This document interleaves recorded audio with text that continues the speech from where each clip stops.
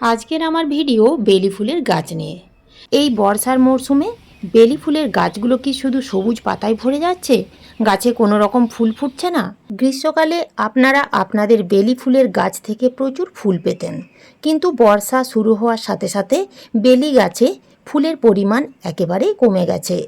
আবার কোনো কোনো বেলি ফুল গাছে ফুল ফোটা প্রায় বন্ধ হয়ে গেছে।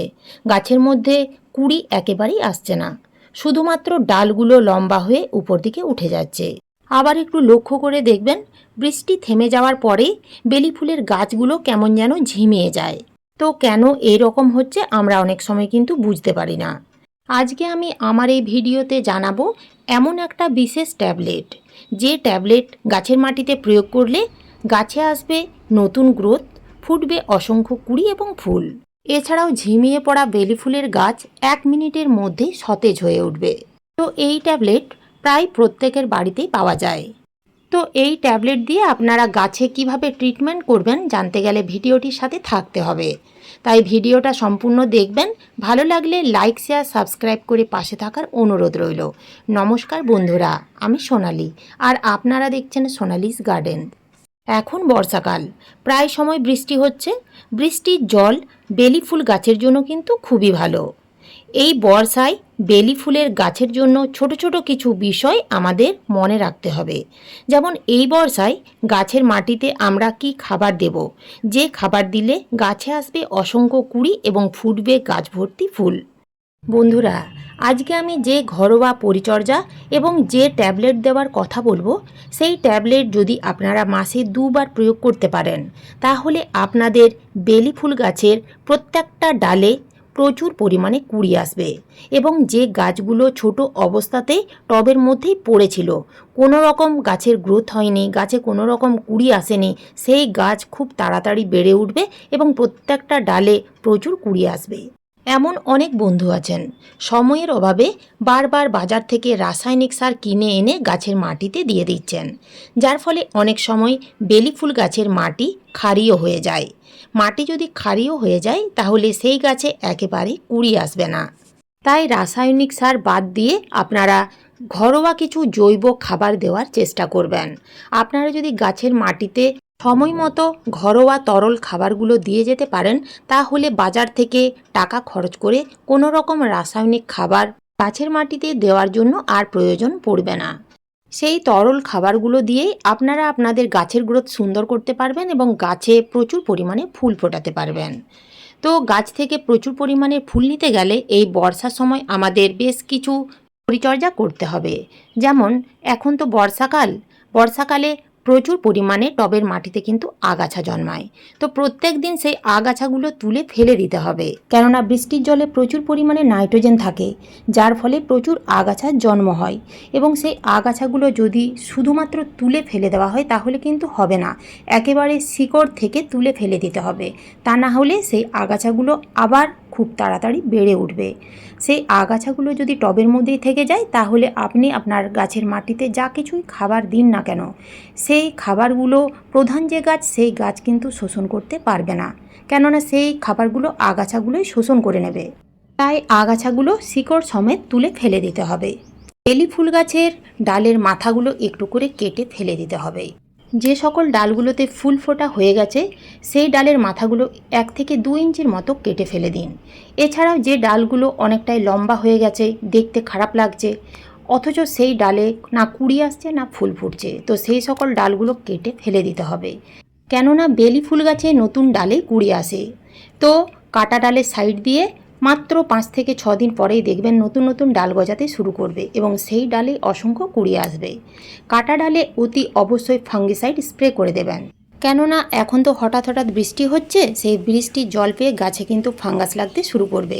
তাই আপনারা নিয়ম করে 10 থেকে 12 দিন অন্তর গাছে সাপ বা ব্যাবিস্টিন কিংবা হলুদের গুঁড়ো জলে গুলে ভালো করে গাছে স্প্রে করে দেবেন, এতে গাছে কোনো রকম ফাঙ্গাস লাগবে না।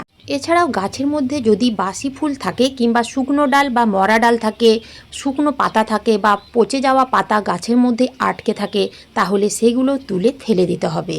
সেগুলো কিন্তু এই বর্ষার সময় গাছের মধ্যে রাখা যাবে না। এই সময় মাঝে মধ্যে গাছের মাটি আলগা করে খুশে নিতে হবে, কেননা অনেক সময় গাছের মাটি ভিজে থাকছে। একটু খুশে দিলে ভেজা মাটি শুকিয়ে যাবে। আপনারা হয়তো অনেকেই জানেন না, বেলি ফুল গাছ ঝোপালো করার জন্য যে কাজটা আপনাদের করতে হবে তা হলো এই যে আপনারা এখানে দেখতে পাচ্ছেন, বেলি ফুল গাছে কিন্তু একটা ডাল নেই, এখানে কিন্তু প্রচুর ডাল বেরিয়েছে। যেমন গোলাপ গাছে প্রচুর পরিমাণে ব্যাসল্ট স্যুট বের হয়, ঠিক সেই রকম কিন্তু বেলি ফুল গাছের গোড়া থেকে প্রচুর নতুন নতুন ডাল বের হয়। তো এই ডালগুলো কিন্তু আপনারা কেটে ফেলে দেবেন না। যত বেশি ব্যাসল্ট স্যুট বের হবে গাছ তত বেশি ঝোপালো হবে এবং সেই গাছ থেকে তত বেশি পরিমাণে ফুল পাওয়া যাবে। এখন জেনে নেওয়া যাক বেলি ফুল গাছের মাটিতে আপনারা এই সময় কী খাবার প্রয়োগ করবেন। বন্ধুরা, যে সকল বেলি ফুল গাছের গ্রোথ একেবারেই হচ্ছে না, গাছের পাতা 2-4টে ছাড়া একেবারেই বৃদ্ধি পাচ্ছে না বা গাছের পাতা একেবারেই হচ্ছে না, তো সেই সকল গাছের গ্রোথ বৃদ্ধির জন্য এবং গাছের পাতা ঘন সবুজ রাখার জন্য আপনাদের নাইট্রোজেন সমৃদ্ধ খাবার গাছের মাটিতে প্রয়োগ করতে হবে। নাইট্রোজেন সমৃদ্ধ খাবার বলতে গোবর সার কিংবা ভার্মি কম্পোস্ট প্রত্যেক মাসে একবার করে দিয়ে যেতে হবে। আর যদি দেখেন আপনাদের বেলি ফুলের গাছগুলো ছোট পটে আছে, গাছের গ্রোথ সুন্দর আছে, শুধুমাত্র গাছে কুড়ি আসছে না, তাহলে আপনাদের পটাশিয়াম সমৃদ্ধ খাবার দিতে হবে। পাকা কলার খোসার মধ্যে থাকে প্রচুর পরিমাণে পটাশিয়াম। আর যেসব বেলি ফুল গাছের গ্রোথ একেবারেই হচ্ছে না, গাছের গ্রোথ একেবারেই থমকে গেছে, সেই সব গাছের মাটিতে নাইট্রোজেন এবং ফসফরাস সমৃদ্ধ খাবার দিয়ে যেতে হবে। ফসফরাস গাছের শিকড় বৃদ্ধিতে, কাণ্ড ও ডাল মোটা এবং শক্ত করতে সাহায্য করে। গাছের শিকড় যত সুন্দর তৈরি হবে আমাদের বেলি ফুলের গাছগুলো উপর দিকে ঠিক ততটাই সুন্দরভাবে বেড়ে উঠবে। অনেক সময় দেখবেন বেলি ফুল গাছে ফুল ফুটছে কিন্তু ফুলের সাইজ ঠিকমতো হচ্ছে না, তাই বড় সাইজের ফুল পাওয়ার জন্য পটাশিয়াম এবং মাইক্রোনিউট্রিয়েন্ট দিতে হবে। এখন দেখে নেওয়া যাক কি এমন ম্যাজিক খাবার যা গাছের মাটিতে দিলে সমস্ত পুষ্টি উপাদান গাছ খুব ভালোভাবে পেয়ে যাবে এবং তার সাথে সাথে রোগ প্রতিরোধ ক্ষমতা অনেক গুণ বেড়ে যাবে। আজকে আমি যে জিনিসটার কথা বলবো সেই জিনিসটা প্রায় সকলের বাড়িতেই থাকে, আর যদি না থাকে তাহলে ওষুধের দোকানে খুব সহজেই একেবারে কম দামে পেয়ে যাবেন। তো সেই ওষুধটার নাম হচ্ছে ডিসপিরিন ট্যাবলেট বা অ্যাসপিরিন। এই একটি ট্যাবলেটের দাম মাত্র 1 টাকা। তো এই ট্যাবলেট আমরা কখনোই গাছের মাটিতে সরাসরি দিতে পারবো না, এছাড়াও টবের মাটিতে পুঁতে দিলেও হবে না। এই ডিসপিরিন কতটা পরিমাণ দিতে হবে, কতদিন অন্তর দিতে হবে, কখন দিতে হবে না জেনে ব্যবহার করবেন না, তাতে লাভের থেকে ক্ষতি বেশি হবে। তাহলে কিভাবে দিতে হবে? এখানে দেখুন আমি 1 লিটার জল নিয়েছি এবং 1 লিটার জলের মধ্যে একটা ডিসপিরিন ট্যাবলেট খুব ভালোভাবে গুঁড়ো করে নিয়েছি এবং এই 1 লিটার জলের সাথে খুব ভালোভাবে মিশিয়ে নিতে হবে।